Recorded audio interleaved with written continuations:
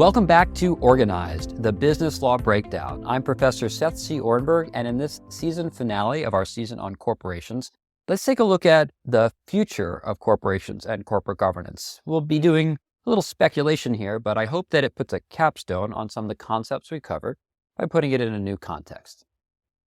Let's start with technology. One futuristic idea in corporate governance is the role of artificial intelligence in board decision-making. Currently, corporate law, especially Delaware General Corporation Law, Section 141, says that a corporation shall be governed by its board of directors. Can that board of directors be an artificial intelligence? Can they use artificial intelligence? While AI-driven analytics increasingly inform directors, there are persistent questions around whether AI could one day replace humans entirely. I was really provoked to think about this by M. Todd Henderson's paper from probably over a decade now, where he talked about the idea of having professional corporations serve as directors so we could have even more specialized management. But now we could go even further and replace humans entirely. Should we? Well, at present, we can't under Delaware law. 141B says that corporations must be natural persons. They have to be human beings. So this is non-negotiable. But we could imagine what if they could, and should they use AI to empower their decisions? Well, AI can't replace directors under Delaware law, but it certainly can and probably should function as a powerful tool to assist them. Boards already rely on various dashboards for real-time analytics, risk assessments, and even for drafting preliminary decisions. However, it's important to note that the fiduciary duties of care and loyalty ultimately fall on human beings. They can't delegate final responsibility to an algorithm because the law's premise is that individuals who are capable of moral and legal accountability have to fill those seats. So you can use AI as a tool, but it cannot replace the decision. And you can't hide behind saying, the AI made me do it. I wrote a paper with a friend called AI/IA, saying basically corporate managers should think of AI as IA, as intelligence augmentation. It's a way to enhance their own abilities, the way a super soldier might have a exosuit that helps them climb tall mountains while wearing heavy packs. But at the end of the day, the decision to put a bullet down range is the moral responsibility of that soldier. And the decision to take a corporate action is the moral and ethical responsibility of that director. Some commentators or tech enthusiasts speculate about the benefits of AI-driven governance, like how this would eliminate human bias. But it turns out that AI has bias baked into it too, or being able to make real-time decisions based on data much faster than a human could, but there's problems with that as well, because without a human in the loop, we could have flash crashes and things go off the rails. So I don't think we're quite there yet. And until an improbable shift happens, the answer is that boards are free to use AI, but can't replace themselves in it. Let's talk about another trend, which is environmental, social, and governance pressures. We call this ESG. The idea is that corporations should be serving more than their shareholders. Milton Friedman famously articulated that the purpose of a corporation is to make profits for its shareholders. And this idea of shareholder wealth maximization holds true in many cases, but some have said, no, corporations are a social contract with society. They owe duties to society writ large. We have to adopt some kind of stakeholder theory, and boards have some obligation for environmental, social, and governance factors. Investors, customers, and employees want to see more than just profit maximization. They want ethical supply chains, sustainability, community impact. And there are actually a couple ways to achieve this. Delaware responded by creating a different form, or a subform, called a public benefit corporation under Delaware General Corporation Law Section 362, which authorizes the company to engage in stakeholder optimization. And that allows a company to blend for-profit aims with broader social or environmental missions. So Patagonia, make clothes, famously reorganized as a PBC, a public benefit corporation, thereby embracing conservation and ethical labor practices as core objectives, on par with shareholder concerns. So in addition to returning a certain number of dividend to investors, they literally give, quote, 1% back to the planet. That's 1% less that shareholders get. And they're able to achieve that because they filed a separate, different corporate form. Now, my opinion on this, The fact that Delaware has this separate form suggests that if you want to engage in this kind of non-shareholder wealth maximization, you have to pick that form. That's why there are two different forms. So it's not clear that corporations who are not organized this way, who are traditional corporations, could just give away shareholder money. We would traditionally call that waste, and directors are not permitted to waste corporate assets. ESG-minded hedge funds and institutional investors are using their proxy votes, their corporate governance powers, which we'll talk about in our season on corporate governance, to demand accountability on issues like carbon footprints, labor conditions, and diversity and inclusion efforts. Even in corporate structures that cling to classic shareholder primacy stances, activist investors can push boards to pivot or adopt new policies.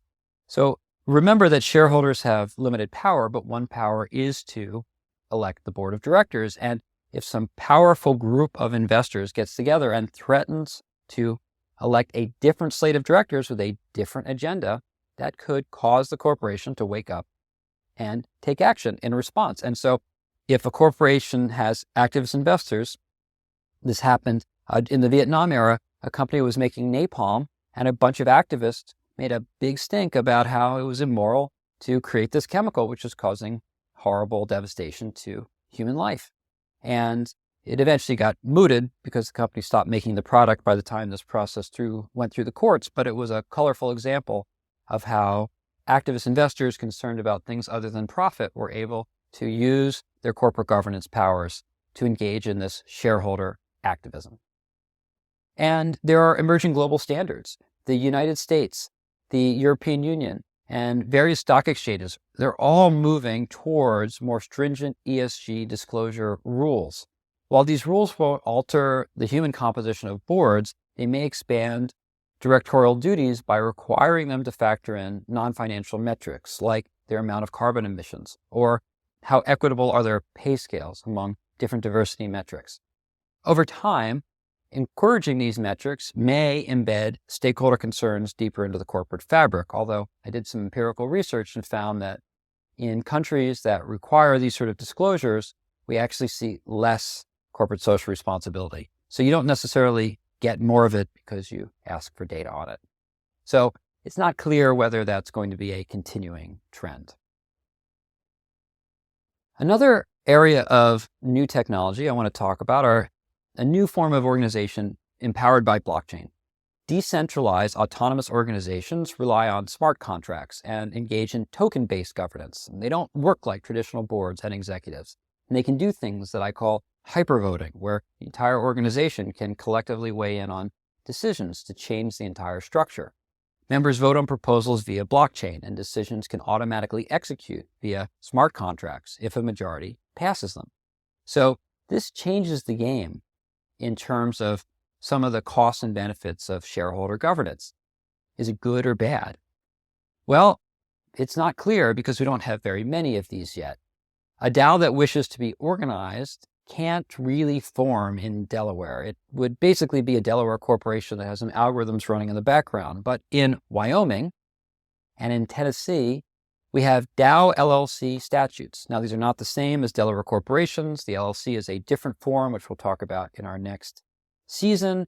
And we're talking about Wyoming and Tennessee and not Delaware. But in these states, you can have an organization where the algorithm predominates, where the algorithm's decisions predominate over any human action, and the law will uphold that. Delaware still insists a corporation's board has to be a natural person, so we can't have a DAO corporation in Delaware, but we can have DAO LLCs where algorithms, where bots, artificial intelligence or otherwise, hypervoting or otherwise, are making the final decisions in some states. If a DAO tried to function in Delaware without a valid human board, it would probably lose its legal recognition.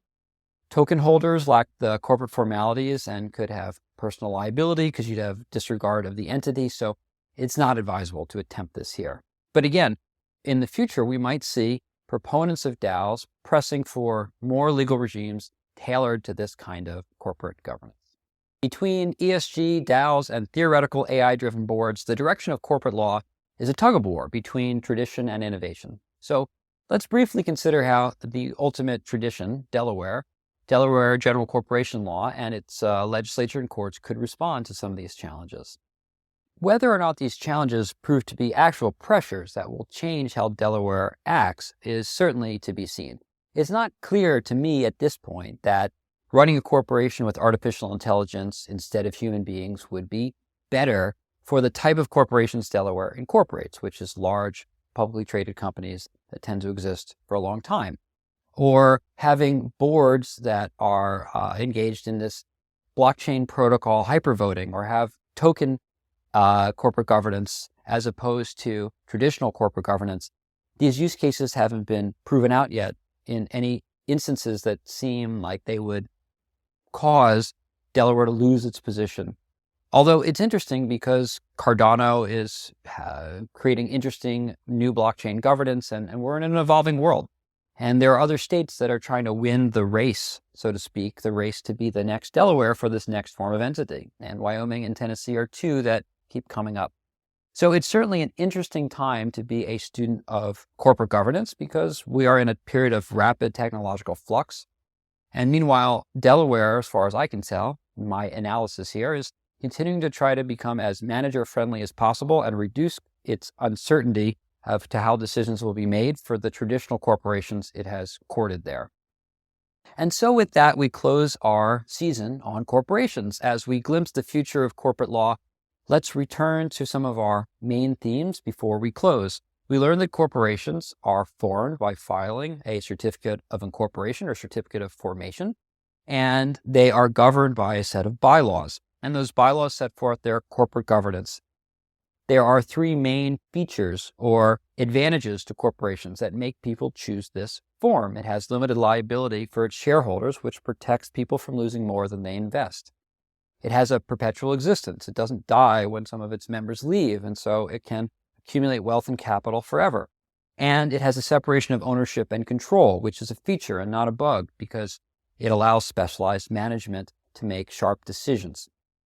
And we took a look at how this is contrasted with the partnership form, which is basically the inverse of that. The partnership form, one person, one vote, liability for the partners, liability for each other, a flat structure. Everyone gets together effectively in a room and makes decisions together. Totally different structure. In our next season, we're going to transition to the limited liability company, which is a really impressive innovation, which attempts to marry both of the best of both worlds and give tons of flexibility. It creates its own problems because with flexibility, you have uncertainty, and uncertainty blows up deals. But we'll see how that plays out in our next module, our next set of lessons, our next season. Until then, thank you for being with me on this exploration of the corporate form, and I will see you in the next episode on limited liability companies.